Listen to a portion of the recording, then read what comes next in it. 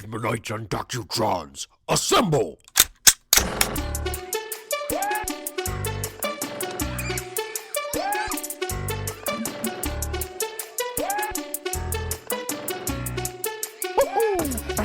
Okay, so back in the day, I was way above the wave, man. I traded in the girls for the video games. I played so much So, Super Smash Bros. here we are again. Beaveman of the Doc. I'm the Beaveman. I'm still the doc. He's still the Doc, and we are remote podcasting from an undisclosed location. This episode of Beaveman of the Doc, for you Beavenites and Docutrons, is brought to you by Renegade Beaver Studios, And Area 51. if you say so. So, did you get your tuberculosis cleared up? Yeah, they checked the results and determined that I do not have tuberculosis. Well, they didn't determine that you don't have tuberculosis. Well, they determined that the test for it was negative. How's that? Yeah, there we go. There is such a thing as a false negative as well.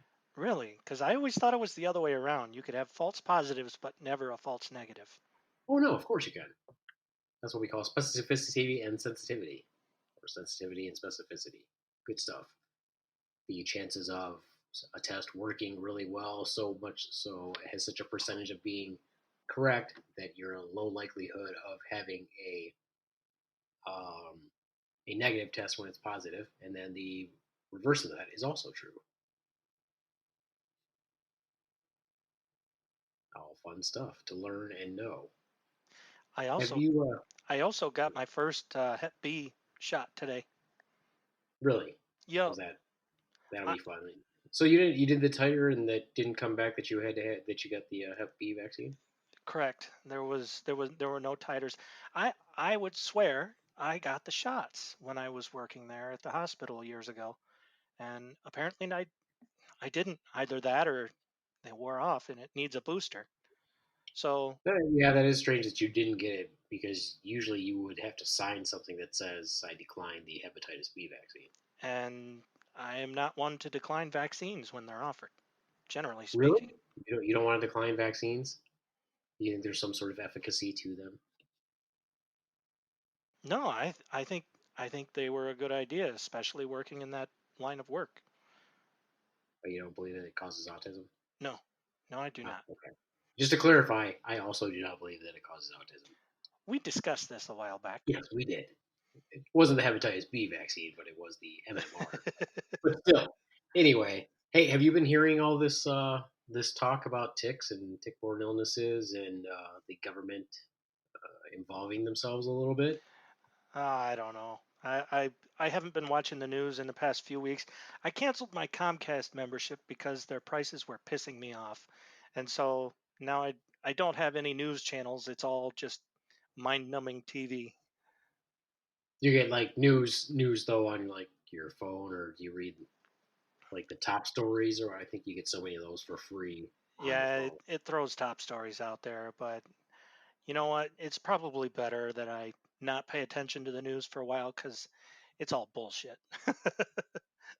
Well, I mean, it's all subjective anyway, depending on which news source that happens to get selected for your phone. I guess you would say, and you have to pick your own what you consider your reputable news source anyway. Yeah, they have Well, most of them. They default to the uh, ultra liberal news sources, and I mean, in reality, there's not a one of them that's worth a damn, but some are less crappy than others. yeah, I don't know if that's the case that it actually defaults that way for the Apple products because it seems to be just as many articles for Trump as against. I haven't seen it that way, but whatever. Like I said, But anyway, probably better for my blood pressure that I don't pay attention to that sort of thing hmm. for a while. Well, anyway, as persons who live in Michigan, we are subjected to ticks all the time. We see them all the time, so they're everywhere. Part of our life. Got to check the dogs, got to check your children, all those things. So uh, tick exposure, I guess you would say, and having to deal with them, knowing that they're around, et cetera, is not a new thing for us. However, this was quite interesting. I had a person come in, one of the workers where I'm at currently, and he asked me if I'd heard anything about ticks being used for biological warfare back in years ago. And he said, "Hey, there's an article out there about it right now." And so, of course, I thought that was interesting because, as you know, I'm a big fan of conspiracies. Let me say this though. First of all, if the first thing that comes to my mind is, let's say this is without me doing any investigating at all on my part. Let's just say that someone said to you while you were in the Navy, "Hey, we have decided to use ticks as biological weapons." What would you think if somebody said that? I would say it's a very inefficient weapon, if you ask me. I mean, ticks are a nuisance, but generally speaking, you can avoid them if you're careful. Yeah, that's kind of what I was thinking too. I'm like, why would you pick a tick as your instrument of biological warfare? I would think Because- mosquitoes would make a damn good weapon. Well, the first thing I think about in general with weaponry is if we already have enough, we already have the risk of friendly fire with the weapons that are more precise anyway, right? So if you were to spread a vector or an insect or something like that in a region, you would still run the risk of infecting your own troops. Not unless you were using them to carry something that could be vaccinated against, and you knew the population of your target area was generally unvaccinated. You could cause a lot of damage that way. But like I said, a non-flying insect, it doesn't doesn't seem doesn't seem very good to me. Well, but you also have to remember that you're not deploying something that you can even control. So even if you vaccinated your people against it, that doesn't mean that the vaccine would A, would work, B, would not continue to spread throughout the rest of the continent, country, etc., and be brought back. So you could bring back ticks on yourself or whatever, Then there's and still mutations spread it. into different strains where the No, vaccination might not work anymore. but I agree with you. I don't think it would be a very effective way of conducting some sort of biological warfare. Not only because what would you have to do? Well, what are you gonna do? You're gonna drop them in by the thousands through the air or something like that. How would you deploy them? But the other thing is, whatever condition. So if you're saying that the U.S. government many years ago created Lyme disease or the spirochete that is inside the tick, shoots into our bloodstream or whatever, it's not a rapid onset illness, and it's not rapidly. And even if it was, with the rapidity of which it onset is, the symptoms are still not so debilitating in every single person. So if you had rampant Lyme disease in somebody, you would still have to wait a little while for them to feel the effects or get killed off by it from the secondary effects, like pericarditis or something like that. Well, maybe the maybe the goal, like the CIA, they wanted to create a dependency. Like, here's a disease, we have the cure. So as long as we're providing that cure, we have leverage over whoever is infected by the disease. Possibly. But so that was my first take on it. Just thinking about that, I was like, well, that's kind of a ridiculous pick. I don't think that I would that wouldn't be my pick for biological warfare. I tell you what, there was. Have you ever seen the movie The Tuxedo? No. Okay, it's a Jackie Chan movie. Very Oh, I have. entertaining movie. Never mind, I have seen it. Say what? Never mind, I have seen it. Oh, okay. I And don't remember it very well, but I they were have seen using water striders to contaminate the water supply, basically. And now, see that seems almost viable. Maybe not the particular disease that they were spreading or contaminant or whatever, but it the method of delivery was efficient and threatening.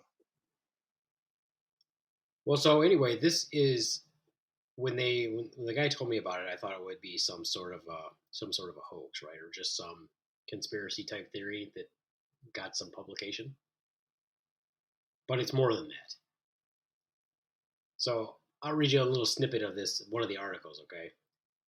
So, lawmakers are demanding an investigation into an old conspiracy theory that the government weaponized ticks and caused the spread of a debilitating disease that infects an estimated 300,000 Americans each year. The House of Representatives last week passed by a voice vote an amendment authored by Representative Chris Smith, a New Jersey Republican, to the House's massive defense spending bill authorizing the investigation into the possible involvement of DoD biowarfare weapons in the weaponization of Lyme disease and ticks and other insects. So it's not just some popularized little story about anything. This is actually an amendment that's going into effect. Having the current Congress controlled by the Democrats, of course they're going to be investigating whatever bullshit conspiracy they can make up, or they can even remotely substantiate as possible. They're desperate. So I believe it when I see proof. Well, I'm not saying that I believe that that was used as biological warfare. I just think it's interesting that something that you would hear that seems so not possible as happening, and then find out that it's actually an amendment that they're trying to put through Congress, or that has actually passed. So they're actually giving, from my understanding, is they're giving this particular whatever group it is, Department of Defense or whatever, an extra, $1 million or whatever to look into these claims. Which, again, if you talk to a biologist, I'm sure, or whatever, an insect specialist, or let me rephrase that. Ticks are not insects; they're arachnids, I guess. If you ask them, "Is this possible?" I think the response you would probably get would be the same response I have, saying that even if that was part of the when we did look at biological warfare, it doesn't seem like it would be a very effective. It doesn't seem like it'd be very effective. Right. The other thing is determining, and I can see this right now, that the groups are going to be out there saying, "Oh well, clearly Lyme disease was created in a lab somewhere." When I'm sure that you could probably track the actual genetics or the lifespan of Lyme disease much further back than the past 60 years. Now I've heard that same argument saying that HIV was a biological weapon got loose. Uh-huh. Well, I think that doesn't like popular media like to like movies like that anyway. I mean, that's always a fun movie anyway. Where we unearthed something or we created something in a lab and it gets loose. There was a movie with Cuba Gooding and Dustin Hoffman, Rene Russo, Morgan Freeman, I think, was in it too. And the Not movie confusing, won. Morgan Freeman wasn't in that one. Anyway, it was a good movie. And what Yes, movie was Morgan that? Freeman was in it. And what movie was that? Is that the one that's based on a was it a Michael Crichton book? Who wrote I that think one? it was called Outbreak, Yeah, it's based on a book, right? about the Mutaba virus. Sure, but it's I still don't based. know anything about the virus, but it looked pretty scary. So Is that an actual virus, the Mutaba virus? that's what they called it, Mutaba strain. Uh huh. Okay. I don't know if that actually exists or not. I'd have to look that up. So, well, here's my problem, Ray. So here's my issue with all of it. Not. And what's interesting is the guy who proposed it. He read a book that's kind of like based on a conspiracy sort of thing about the guy who isolated the spirochete inside the tick, and they're saying that maybe he worked with the government, you know, a while back in the day, and that's that he created it. Which I guess some of the evidence that they're saying supports it a little bit is a little interesting. Apparently, there was a biological warfare site was it Plum Island, I guess, which is not that far from Connecticut, where the first Lyme disease cases were found. So, could it have escaped from this island and made it to this other area? Who knows? I think that, like I said, I think that if they did have it, why would they not that the U.S. doesn't have a history of releasing stuff to its own people, mind you. Look at I mean, you know, Tuskegee. like, yeah, look at the syphilis cases, and and I've told people this before. I said, well, you know what? I've had injections and I've had medications given to me that I don't know what they were when I was in the army. They just didn't tell us, and they just said we don't. The medics were like, we don't know what it is either. They just gave us stuff, so I have no idea what it is. So, but the bottom line with that is, at least from a military aspect, is that you are a piece of property and you are owned. So it's not like you're a normal person anymore until you're all done with that. So I guess they can do whatever they want. But when it comes to civilians or the regular populace, that's not appropriate. If even if it did happen, or if in the future or in the past anything like that happened. Period.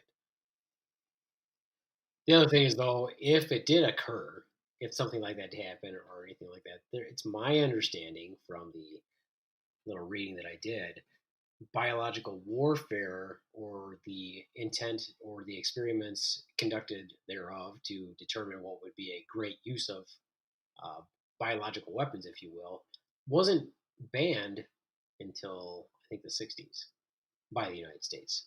I mean, other countries can do whatever they want, but our own personal country was still looking at that sort of thing up until like the 60s. I think that probably coincides with some of the shit they were doing in Tuskegee. A lot of the experiments that they did there probably ended when those laws got passed. Yeah, and I'm sure that and I'm only talking about the United States, obviously. So other countries can do whatever. I mean, they can do whatever the heck they want. But even when you look at different types of warfare in general, right? I mean, like chemical warfare, we didn't stop. We didn't really start or stop considering chemical warfare, even though we hadn't used it. We still had chemical weapons until like I think the early '90s. So is it possible that we had been looking into biological weapons? I'm sure they did quite a bit. My question is, where do these? It's a fun conspiracy theory, but it's a ridiculous conspiracy theory. So I also have to look at it this way. I have to look at it this way.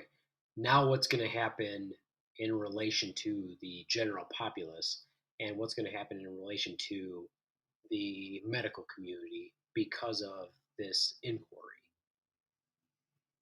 Next thing you know, they'll say that malaria, dengue fever, and West Nile virus are all government weapons too. I don't buy it. I think shit happens. Nature is cruel, and we just have to be smart enough to deal with it. Well, I think that hopefully nature will take over and we'll just all die out, as I've said before, because we contribute nothing to the universe. No, here's what I think is going to happen, and I've seen this before. Um, there's always that scare, and then there's always it's kind of like when people watch TV and they see all the advertisements for the drugs, and they determine that they have every condition that that drug says they have, and they need that drug to cure it. Well, the same thing is already happening with ticks. You know how many times people have brought me ticks to look at and asked me to send them off to a lab for testing? And one, the what people think that the medical community does in general is ridiculous. Like, what lab would I send this tick to? Do you have any symptoms of Lyme disease? Okay, let's go through everything. Do you have any of this? No. Do you have any of this? No. Do you have any of this? No. Was the tick biting you at the time? Did you actually physically remove this tick? Did you pull it out of your body? Well, it was crawling on me. Okay, so what makes you think that this tick? Because once they bite you, they don't usually let go. You know, there's a reason why they're biting you. They're biting you Because they're to hungry. get some blood from you, not because they're not going to bite you and let go. I They got bit bite by a you. I got bit by a tick, and now I'm afraid I'm going to turn into a vampire. Well, that's most likely not going to happen. I have not seen any tick movies where the people turn into vampires. But no, I've getting getting back to the tick thing though. People bring me in the most ridiculous things. People will bring in. I'm not kidding you. They will bring me in examples of what their mucus looks like when they sneezed, because they're convinced that you can tell that they have something wrong with them based on what the snot that they give you. they'll also bring in, like I said, they'll bring in ticks. But if a tick's crawling on you, it hasn't bit you.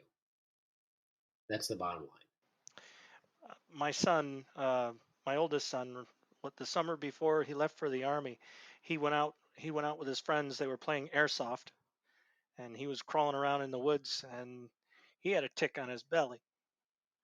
He found it, and he was asking how to deal with it. So we got rid of it, and it had already bit him. It was there. So you know,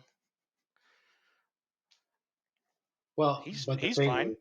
is, yeah, well, maybe as far as we know, he's fine. He's been through But some pretty medically intensive examinations through his army career. yeah, I don't know how intensive they are, but I don't know that I would consider getting a bunch of shots any type of examination. But I no, I mean, just saying was that if somebody brings you a tick, one, they expect you to treat them for Lyme disease with no symptoms. And if the tick was just on them, even if it did bite them, like your son, if you took him to the doctor and said, "Hey, here's this tick. My son got bit. Treat him for Lyme disease." Well, that's not like the standard of care, even according to the CDC, because you don't have any symptoms and it just bit you, and you might not even manifest symptoms for 3 weeks. You'll have people that come there and say, "Hey, I need to have blood work drawn to see if I have Lyme disease."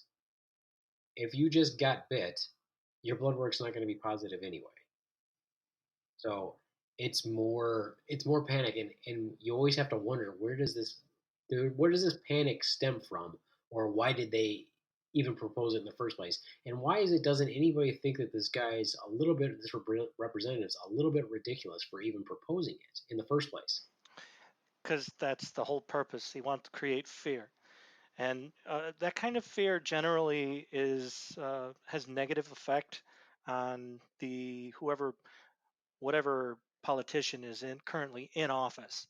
Because it's like, hey, this this problem happened on your watch, so if you don't do something about it, you're going to look like you don't care about the people, and they're not going to vote for you. That's what it's all about.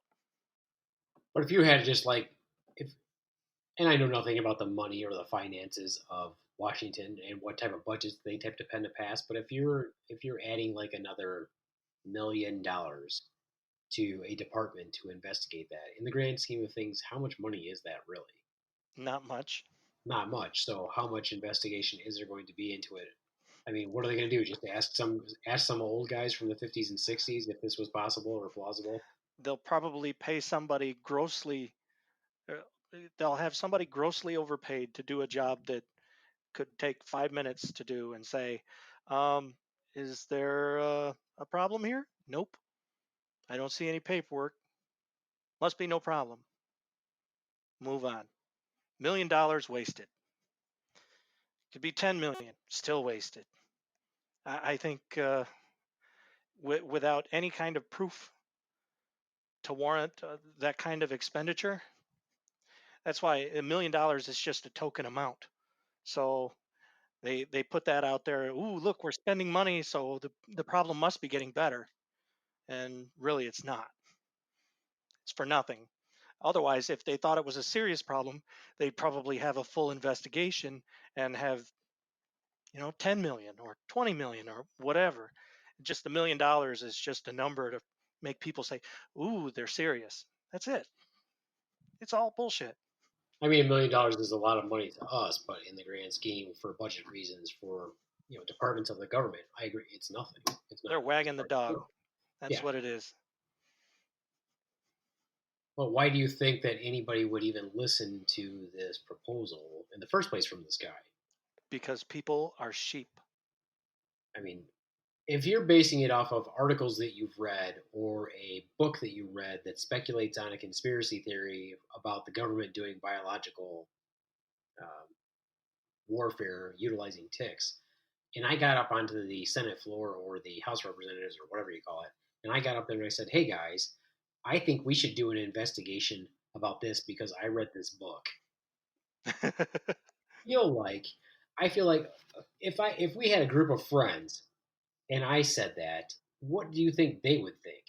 Like if I just said, "Hey, Guys, I think that we should get each of us should get like $100 from our family members so that we can do an investigation into this subject to see if it has any merit whatsoever.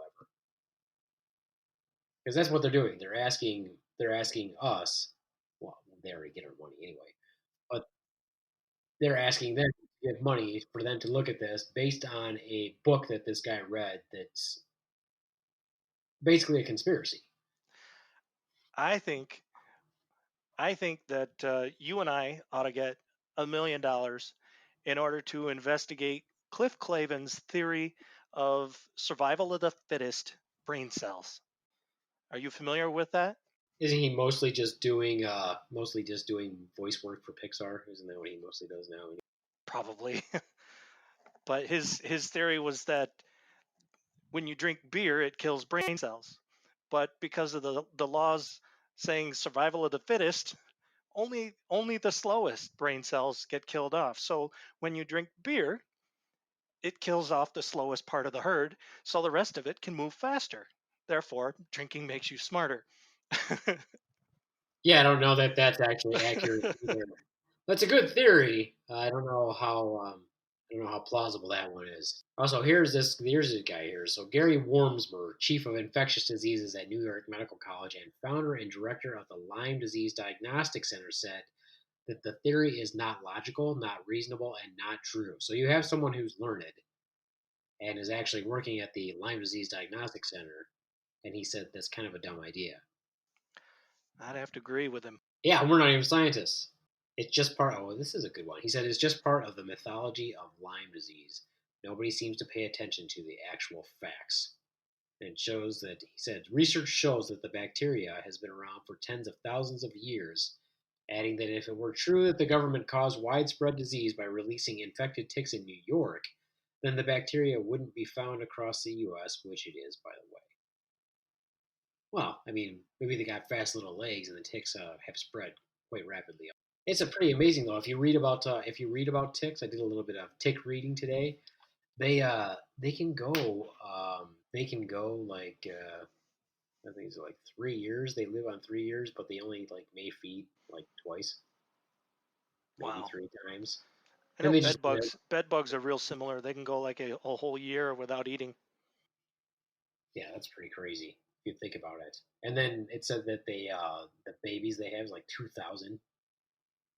That's even scarier. That's even scarier. So 2,000 ticks at a pop, and it only has to feed every once in a while, if ever. They do have to feed in order for them to contract Lyme disease or the spirochete rather, in order to give it Well, to while 2,000 sounds like a lot, generally speaking, when when when a species or animal has multiple births, it's usually because most of them don't make it. you. I have So, a scary suspicion that the majority of the ticks do make it. you think so? Yeah, I mean, I don't know. if you don't have to feed to live, there's a good chance that they're surviving pretty well. If they're just so, what I'm assuming is that they probably just absorb like water or whatever through their shell in the areas that they live or whatever, like in the Well, I'm sure underground areas in the they mills get and on stuff like that. animals and stuff like that, but you know, birds will eat the hell out of them things. And birds Birds are love ticks. carriers. And birds are carriers. So the True. ticks love birds also.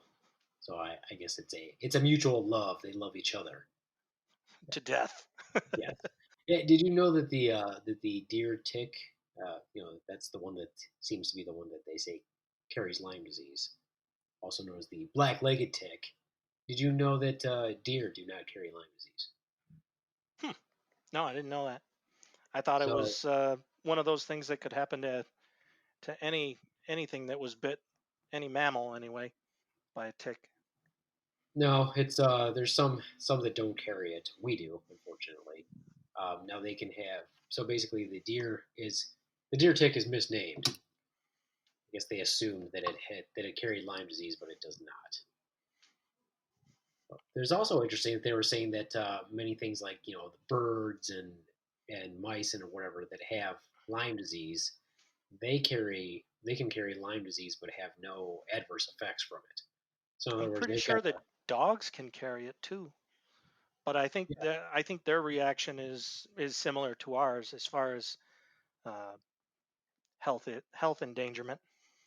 that would be difficult to find out though, because one of these symptoms of Lyme disease, one of the common symptoms of Lyme disease, other than the bad ones, is fatigue. And how would you tell with your dog when they sleep all the time anyway?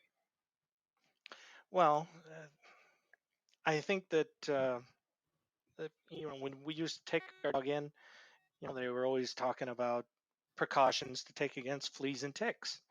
They seem to be a big problem. Now, I don't know if their concern about the ticks was for the dog or for the owners, but I got the impression that it was for the dog too. No, that's my impression as well. I assume that tick-borne illnesses can be manifested in dogs and then get neurological problems, possibly even death from ticks. Yeah. But isn't the medication that they give them essentially poison though? Yeah, yeah, slightly. I mean, look, nicotine. They use that as an insecticide, and people people who smoke, they have a certain level of nicotine in their system. Yeah, and then they've got the gum and the lozenges and all that other crap also. So yeah, nicotine, not good. Well, that's what I kind of thought about that too when you were talking about the dogs and the flea and tick medicine, and it makes you wonder like, well, so what are they going to like come up with that for us too? And then we're going to be having the some sort of a chemotherapeutic poison to keep us from getting any tick-borne illnesses. And there are a crap load of tick-borne illnesses, by the way. I was shocked when I read Mutaba, by the way, is it. a fictional Ebola-like virus. No way. It's fictional. I Yes, never would have guessed. I was hoping they would have based it on at least a real virus, but I guess they're saying it's like a freaky strain of Ebola. And who's the what book is that based off of? Outbreak. And it's who wrote that? Somebody by the name of Zare, I think. Huh. So nobody like that I knew. I thought it was No, based on a probably book. not. Huh. Okay. Well, I'm just looking at the big Robin picture. Cook, sorry. Oh, Zara and Robin Cook are totally different sounding. Well, I'm just looking at the implications for the medical folks. Here's what is going to happen. I'm going to have every tick under the sun brought into me. I'm going to have every person that brings a tick into me ask me to have the tick sent to a lab to be checked for Lyme disease. And every person I see is going to ask to have blood work drawn to see if they have Lyme disease. They're also going to ask for antibiotics to kill the Lyme disease that they don't know that they have. Oh, don't forget to charge them properly. You're going to get rich. Yeah, oh yeah, I'm sure I'm going to get rich off of prescribing doxycycline. Now, to be reasonable though, for reasonable sake, in order for me to say, okay, I'm going to give you a prophylactic dose of doxycycline. In other words, it's trying to prevent you from getting Lyme disease, which I'm not sure how well that works in the first place. But only if you can prove to me that this tick bit you and was attached to you for at least 36 hours. And you brought the tick with you, fine, great. I'll look at it and see what kind of tick it is. And it has to be the tick that carries Lyme disease. So it seems like one of two things is going to happen. Well, maybe even more than that. What's probably going to happen is this. Probably somebody's going to say, "Yeah, I know what the CDC says because this is very famous. This is what happens in medicine, right? The experts say one thing, but nobody wants to follow that one thing that they say because it doesn't make them popular with the patients.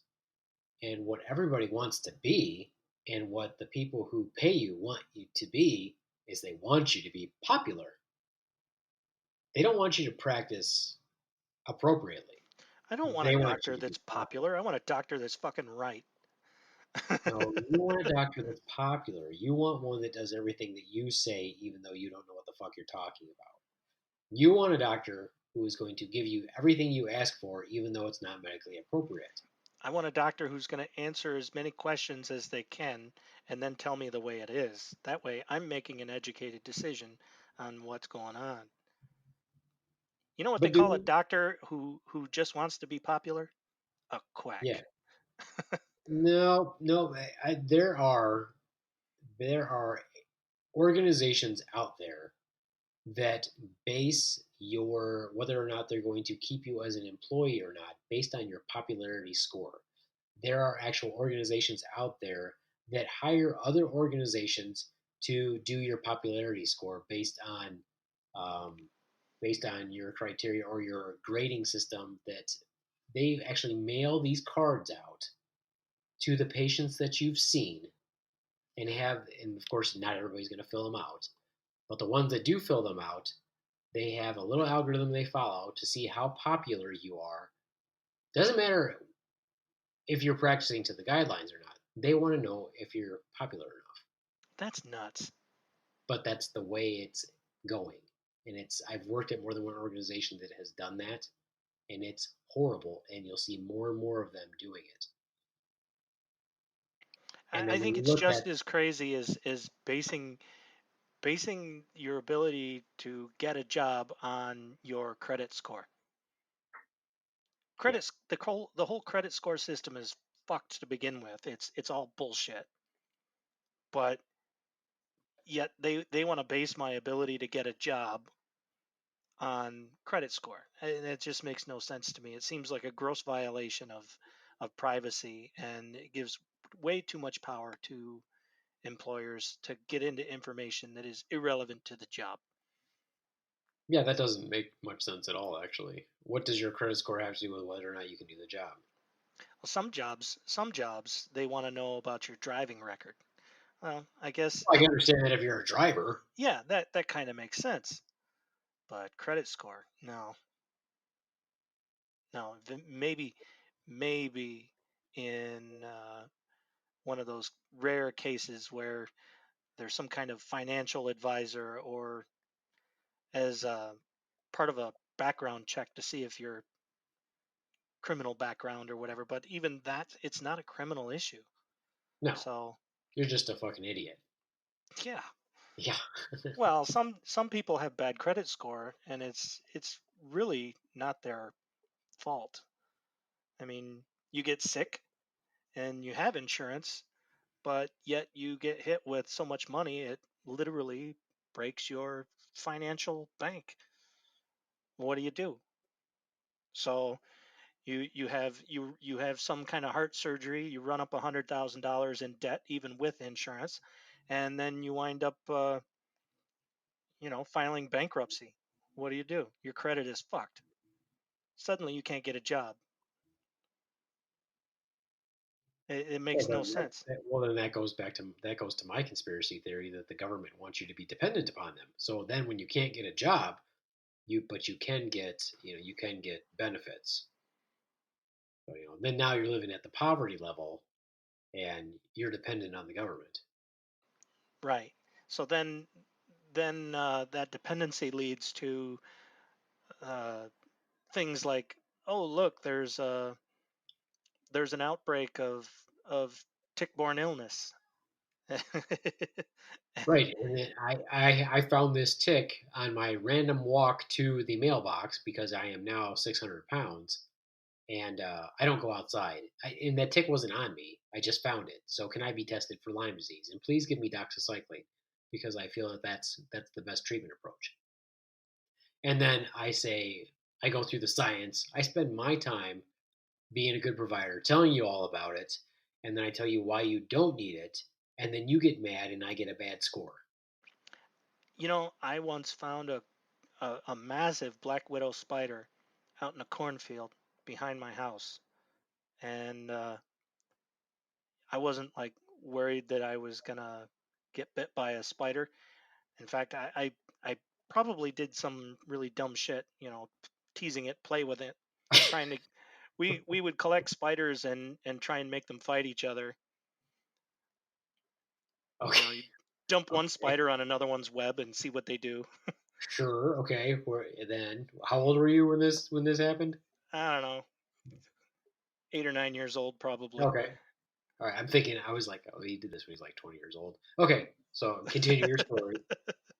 So then, Well, it just, it. People don't make sense to me nowadays. I mean, they make irrational what decisions. what happened to the They, spider? oh, the spider. Yeah. I left it. Eventually, got bored and left it alone. Oh, okay. All right. Getting them to fight is actually a lot harder than it sounds. Yeah, I think they're probably pretty chummy, and they're just deciding how they're going to bite you. No, well, I didn't know that. Well, okay, so back to the score thing because now I'm all ramped up about the score thing. I did get I was working at this one place and I got the little report and it said, "Hey, your popularity score is this." They have some name for it. They don't call it the popularity score, whatever. Um, so I got that back and I'm looking at it and the administrative people, I got my popularity score back. It's not called the popularity score, whatever. So I get that back and it's not great. So let's say it was on a scale of 0 to 100%, right? And of course, they want you to be up in like the higher than 90%. And mine's like maybe 80% out of all the people that fill out these forms, right? So they're talking to me about it and saying, "Well, how can we get your score higher? What are you doing that's taking these people off?" I'm like, "Well, I don't know. Let's pull up the charts of these people who gave me these bad scores. Every single one of them was somebody I didn't give an opioid to. They're the only ones who filled out these cards." Do you think that your your employer takes that into consideration? No, they didn't, actually. And I pointed that out and I said, "Read the chart and you'll see why." I'm like, they wanted opioids. I didn't give them opioids. They give me a bad score. And I flat out told them, like, this is a stupid way of treating your providers. It's not a popularity contest. It's my license. I'll practice the way I'm going to practice. And of course, I quit that. I quit working for them. But now, anytime if I'm going to go work somewhere, if I find out that that's what they do and that's how they base their business on, which is not medicine, it's business. That's all I care about. Then it's not worth working there. Why would I want to practice poorly just to get a good score? Right. But I mean, and then people, I can see where what's going to happen is maybe somebody's going to come along with a policy and say, well, you know what? Just if anybody comes in with a tick, let's just put them on a one-time dose of doxycycline. That's like the preventative dose. The bad thing is that ticks don't only carry, the black-legged tick, for example, is the one that's supposed to carry Lyme disease, and then there's another one that's like whatever on the East Coast, no, the West Coast that also can, I guess. I'm not. Once again, here's the caveat for Beaveman of the Doc. I'm not some insect or arachnoid expert or biological. I'm not a scientist. Period. Um, but I'm just saying that's not even the scariest thing. After reading about all these, and I knew about some of them, but man, when you read about all the tick-borne illnesses, I'm like, Lyme disease ain't even the worst one, guys. And I got news for you. I can give you give them this one-time dose of the doxycycline as a preventive, just in case you suspect that they possibly could have contracted Lyme disease, and then you wait it out to see if they have any symptoms of Lyme disease, and then maybe you'll treat them longer. But that's not even the bad one, and all the other diseases don't necessarily respond to that one-time dose of doxycycline. So basically, what I'm saying is we're screwed, and once again, the human race will be taken over by some ugly illness that's been long dormant or waiting to come back and kill us all. Now, just to fill me in here, um, doxycycline is just a generic antiviral It's an antibiotic. antibiotic. Okay. Yeah. So what was interesting about doxycycline, I didn't know this, is doxycycline, speaking in just a general term, apparently works best when the infection is active. So the more as the infection becomes less active, the doxycycline does not have to work as hard. In other words, so in general, most of the time that would work because you would kill something off all the way, almost all the way, and of course, then your immune system would kill the rest of it off, and you're good to go. But there's some belief that the people who suffer from prolonged symptoms from Lyme disease possibly have these remnants or this RNA or DNA still in their system that maybe is at a low level of functioning. And the reason why it's still able to low level functioning is that if you gave them doxycycline, it's not functioning high enough for the doxycycline to kick in and actually do anything to it. That's dependent upon your immune system then to fight it off, which is quite fascinating. Again, if I was a scientist, obviously this would sound way more intelligent than it actually sounds. And once again, as always, this is just my idiotic opinion. Well, I was pretty disappointed in our physiology class. We never got around to go into detail on the immune system, and that seems like a pretty important part. But I figured I would be able to take time to investigate that on my own. How are you coming with that? I've been playing video games, Yes, I was going to so say, not so well. you've done so well so far investigating the immune system. Right. Well, we all have these grand ideas, I guess, and goals for ourselves. I have those too, but usually what ends up happening is I end up watching something on Netflix. So now what I've done is I have these grand goals and grand designs, but what I've done is creatively is I've utilized the podcast instead. So something that might spark my interest, I'm like, well, I have to investigate that a little bit further, so at least I can have something somewhat intelligent to say on my podcast. But yes, I have these plans for my not deploy. I almost said deployment. I have these plans for my current assignment that I've got these books that I really want to read, and one of them I'm reading right now. I know it sounds super interesting, but it's called Neurology for the Non-Neurologist. Oh, it's gripping, and I just can't wait to dive right back into it. That is sarcasm. For those of you who don't know, that is sarcasm. Um, I so, couldn't tell. Good so thing you cleared that up. yeah. So I don't really know what my plan is now that everybody's going to be scared about ticks. I I did don't think so. I did No more than they investigate normally would be. I did look at the CDC site like I often do and looked at their recommendations as well as usual. And once again, as usual, it says, hey, you don't have to give people medicine unless they've got symptoms or you have a high level of suspicion that they have Lyme disease. But what's everybody going to do is everybody's going to come in with their tick and they're going to ask me for blood work and they're going to ask me for antibiotics and I'm going to go through the whole spiel and still end up having to consider giving them antibiotics. Now, if I were a dog owner, I would probably I would probably hear that and think, oh well, there's that must mean that there's a rise in the tick population. So it would make give me extra incentive to make sure that my dog were properly protected. But I don't think it would make me afraid. Even with the hype in the news media, obviously the news picks Even if it the up. hype were true, I don't think I'd be afraid. I think it's more important to actually manifest symptoms of something before you freak out about it. Right. For example, I had someone come in with they didn't even have the tick with them. Their story was this: they got bit by a tick, and then they found two other ticks that they're pretty sure they got bit by. They removed them. They don't think they were there very long, but now they're kind of tired, so they think they have Lyme disease. So they have Yeah. one Well, you symptom. ask them, do you have any kind of heart palpitations, pain in the knees? Is your face drooping? No, no, no, no. Okay, go home. Well, here's what I find whenever there's a scare like this, or whenever the scare, it's coming. Trust me, you're going to see it in the news. You're going to see this is going to happen. What happens is the people that come in are generally not healthy people already. So what I'm going to see in regular practice is I'm going to see people who already have a myriad of health conditions, but they're going to fixate or focus on the possibility that they might have Lyme disease. I'm going to see somebody who smokes 2 packs a day and comes in and tells me that they feel short of breath.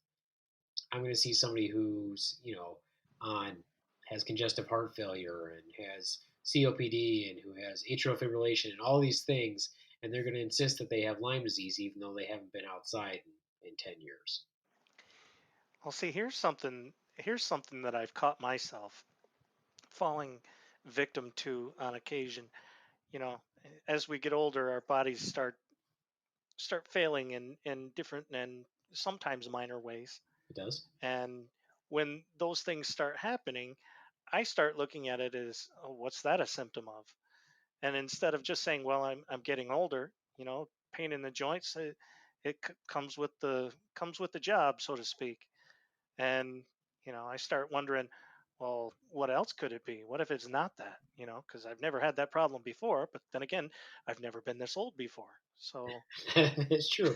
And you've never been as old as right now, or right now, or right now, or right now, or right now. Yeah, but the same thing goes though in your case.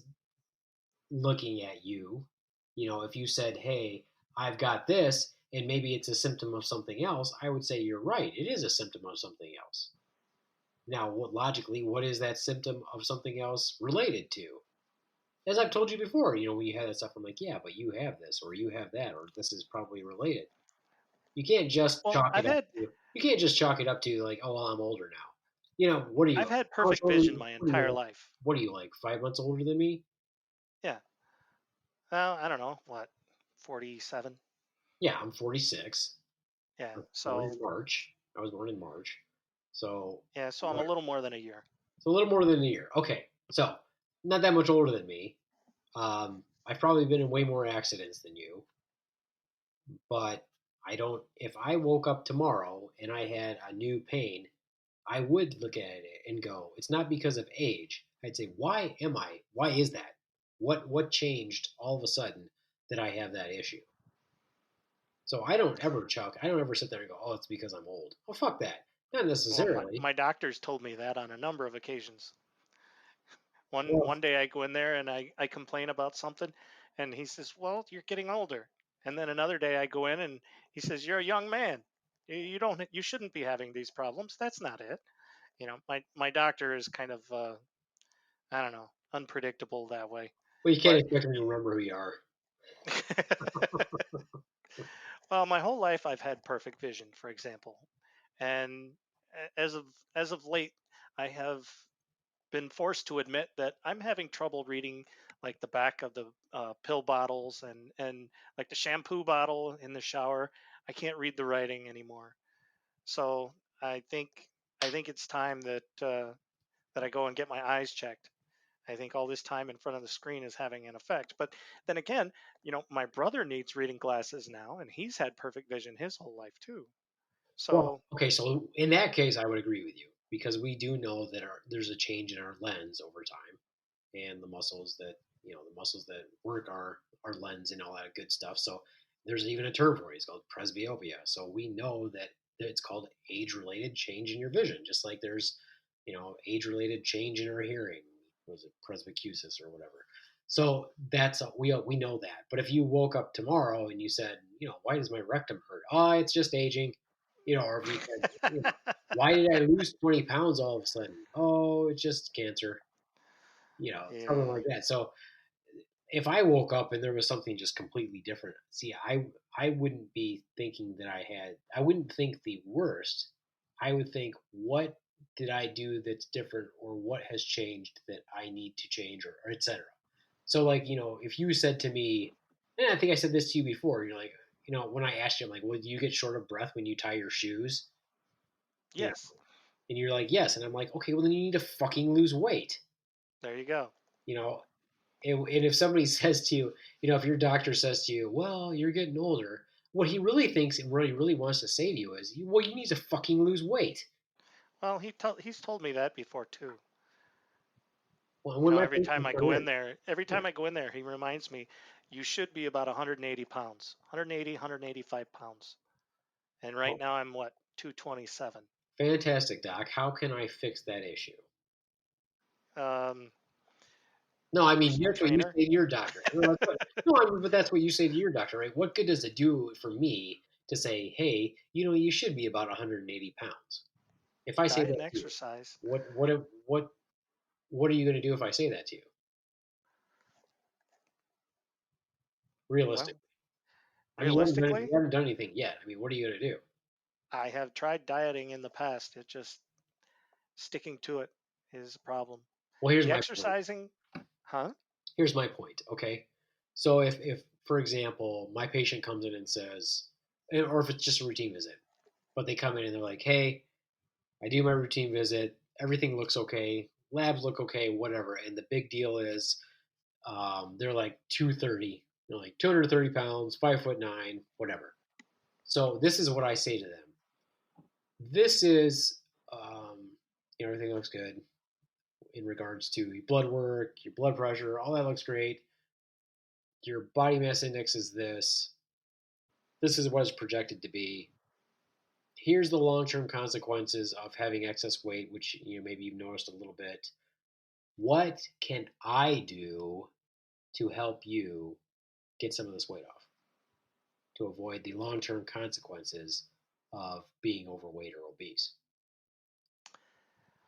I guess, reasonably speaking, um, it'd be an educational thing. You know, what Now, kind of are you more diet interested? But are could you you? more interested in doing it if I say that as opposed to saying you should be this? Yeah, because having a diet, if you handed me a menu and said you can only eat things on this menu, kind of like they do at the hospitals with their heart smart menus that they hand out. I think if I were able to get my hands on one of those and just eat from that menu, maybe it would help me lose weight. Oh, by the way, um, I cut my hair, Yeah, I saw that. like all of it. Yeah, I So saw now it. I have this weird tan line across the back of my neck. Oh, what was funny was you sent me the picture of you cutting your hair, and I didn't open it completely. So when you sent the picture, it said, you said I cut my hair. So I didn't open it. It was just on my text message. All you noticed was the Mountain Dew in my hand. So all I saw was the Mountain Dew and your gut. And I'm like, and I was laughing. I'm like, what am I doing with this picture? And Amethyst is like, no, you got to open it. I was like, oh, okay. I'm like, I thought you were just sending me a picture of your gut and your Mountain Dew. I was like, oh, okay, so I'll open it. There it is. Like, and I was like, what do you want me to say about this picture? Do you want me to say stop drinking Mountain Dew and lose some weight? Yeah, I lost weight by cutting off unneeded hair. Yeah. So now Unfortunately, next time when you go see your doctor, you can ask if you've lost. If he they can ask you if you've lost any weight, and you can say yes. actually, I did. I have lost some weight. It's just I haven't continued to lose weight. I started out at one point several months ago. I was at 237. So I have lost 10 pounds in the past 3 or 4 months. Which is really good. That's pretty good. Yeah. The goal is, in general, I usually tell people the goal is anywhere from 4 to 8 pounds a month if you can. Well, the only change I've made, uh, well, two changes, significant ones, is stop the Mountain Dew every day. Um, and I try to limit. I only eat when I'm hungry, and when I'm not hungry anymore, I stop. I don't eat till I'm full. I eat until I'm not hungry anymore. Because there's always more food to be had. If I get hungry again in a couple hours, I'll eat a little more. So it seems to be helping. Now I just got to get out and start exercising. And when it's wintertime, I think, oh, it's too cold. I don't want to go out in that.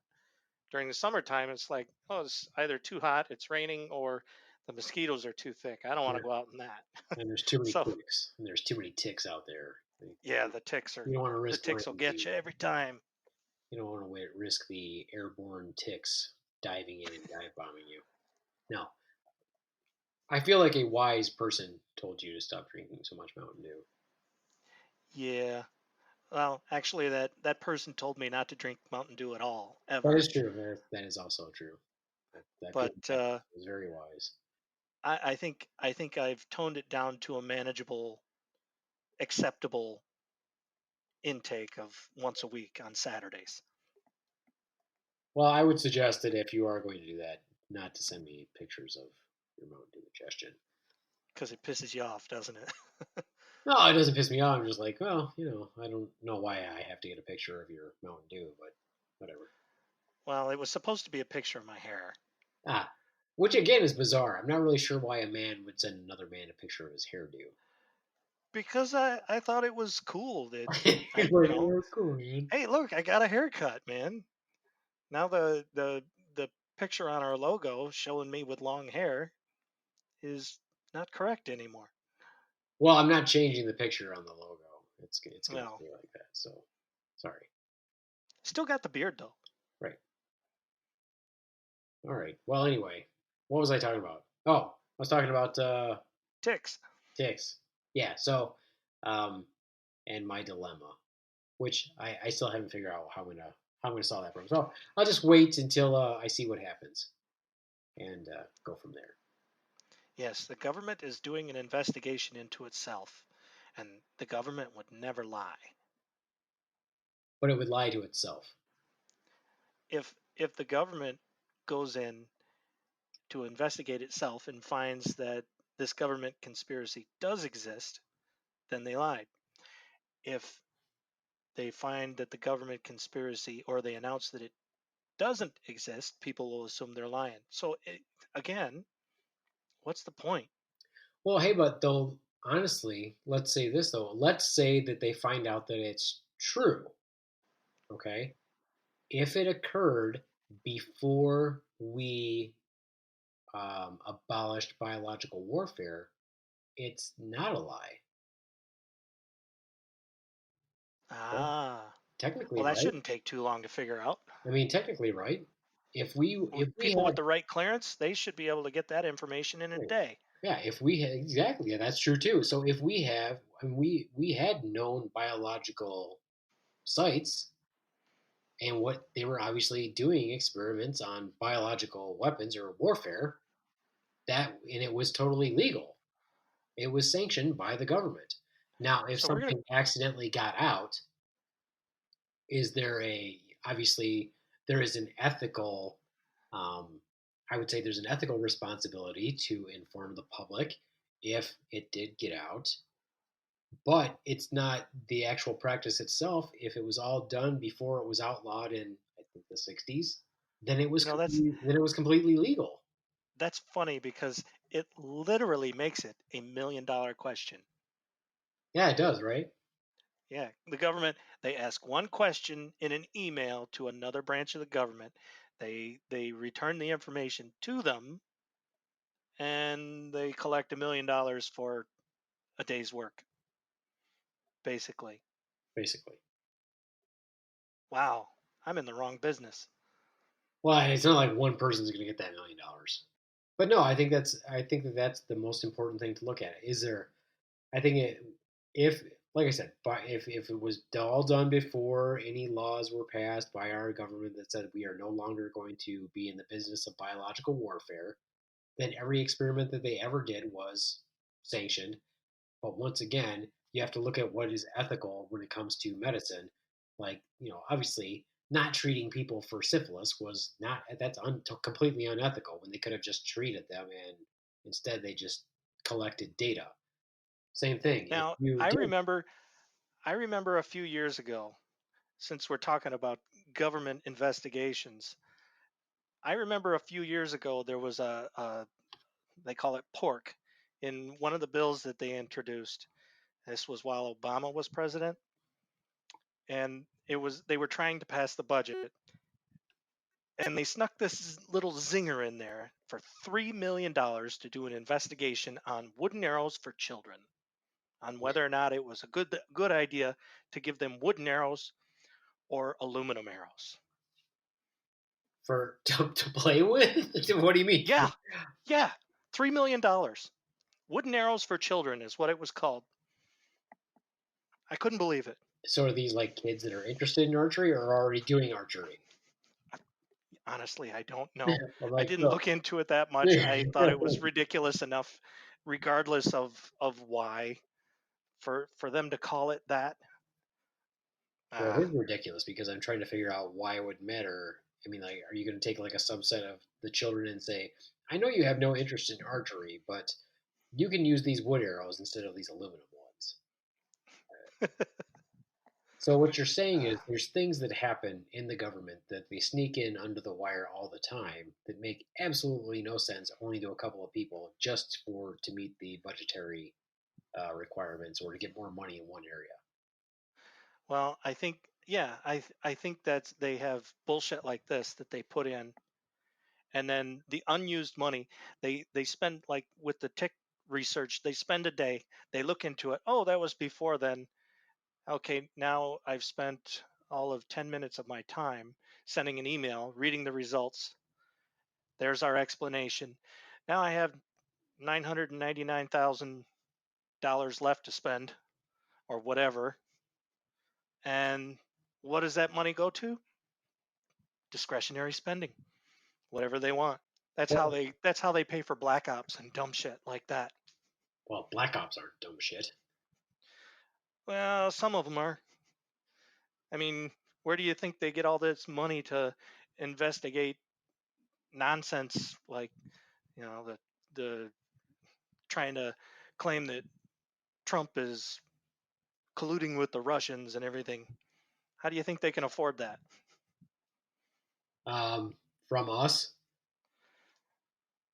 No, they got their means of getting money for to spend on things that they don't want people to know about.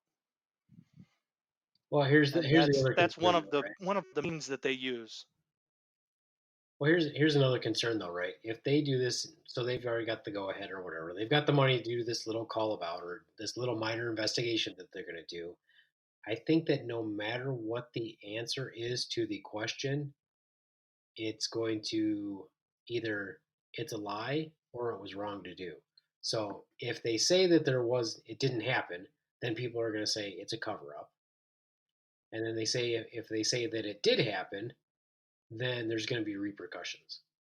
So it's a like no win situation because there's the conspiracy theories still going to be out there. So even if they say it didn't happen, you know that everybody's going to say that it did. Once upon a time they had Jesse Jackson on Saturday Night Live, and one of the skits was called "The Question Is Moot." And it was a game show where every time they'd ask the contestants a question, and the contestant would try and answer the question, Jesse Jackson would interrupt. The question is moot. And at the end of the show, he's like, "Well, who gets the car?" He's like, "I'm the host. I get the car." But anyway, sorry. I was like, oh my god, where's that going? Okay, anyway, all right. Well, I'd say that we basically have covered the fact that there's a possibility that the U.S. government developed the Lyme disease itself and Yeah, sure. put it into ticks and then released the ticks into the population as some sort of a plan for biological weaponry that would have taken. Apparently, they were thinking a conflict. If you had to use that as a biological weapon, apparently they thought the conflict would be 100 years war. But um, like I said, I think the bigger issue is going to be what repercussions does this have for the medical community? And no Well, matter what answer they come up with, I think that people are going to say that it's a big lie. the most ridiculous is that Lyme disease is treatable. Well, or is it? Is it? Well, okay. So, but now there's this growing community of persons that have chronic Lyme disease as one term for it, or post Lyme disease syndrome. So where people are still manifesting symptoms even though they've been treated for Lyme disease. So you treat them, and it's a big mystery because people, the scientific medical community, the researchers, and the biologists are trying to figure out why these people still have symptoms, even if they don't have an active Lyme disease, even though they've been treated. And repeat treatments, I've seen it before where there's these Lyme doctors who are doing these high doses. You may not have the disease anymore, but you've suffered the damage Right. that the disease causes. So, or not necessarily do they have the damage. Like if you could look at neurological function for something like a connective tissue disorder, or have they had loss of their conduction from their nerves, and so, but you can't find anything, but they still manifest all the symptoms of Lyme disease, but they technically don't have Lyme disease, it's a real thing. So is it in their mind, or is there remnants of that initial infection that's still there, but it is so in such a low concentration that it's causing the symptoms, and we can't treat it despite doing multiple doses of antibiotics, it's not killing it off. But it's a real thing, and it's real puzzling, and they still can't figure it out. Yeah. Who knows if we will figure it out? There's so much shit that we can't figure out in the general, in general. Now, see, that'd be a better expense of that $1 million. Put it in towards investigating how to treat and cure a disease. Nah, we'd much rather speculate. Use the money to speculate on conspiracy theories based on a book. Although I will say this, I do think I want to get that book and read it. Have you seen the movie Conspiracy Theory? No. Mel Gibson, Julia Roberts. Good show. Is that the one with the beaver? I don't think so. Oh, okay. I don't remember a beaver in it. No, okay. But yeah, very, very good show. I think you'd enjoy it. You watch a lot of movies. I have watched a lot of movies over the year, but for some reason, certain movies just kind of stuck. Certain lines from certain movies as well. Like there was a movie with Rutger Hauer, and I don't remember the name of the movie. I just remember how hard I laughed when the guy was like, he was like, "Well, what did you see?" He thought he saw some kind of a monster, and his response was, "We need guns. We need big fucking guns." And it just, for some reason, that had me roaring laughing. But Crickets. Crickets. crickets, bitches. Crickets, bitches. Okay. All right. Well, that Now, about wraps now it you know up. what that means. That's what that means, folks. All right. Well, that about wraps it up. It was a good discussion.